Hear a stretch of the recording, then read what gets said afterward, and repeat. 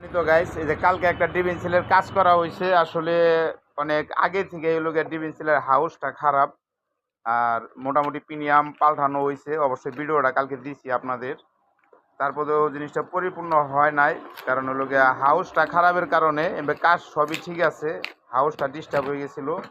তারপরে এই যে বড় ভাই আবার নতুন ডিবিন সেল আনাইলো মানে এটা আপনাদের দেখাইতেছি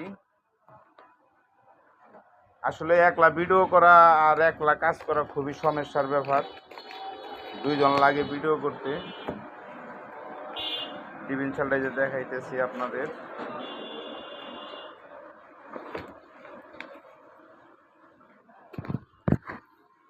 এই যে মালটা দেখতে পাচ্ছেন ভাই এটা কত নিছে বড় ভাই হ্যাঁ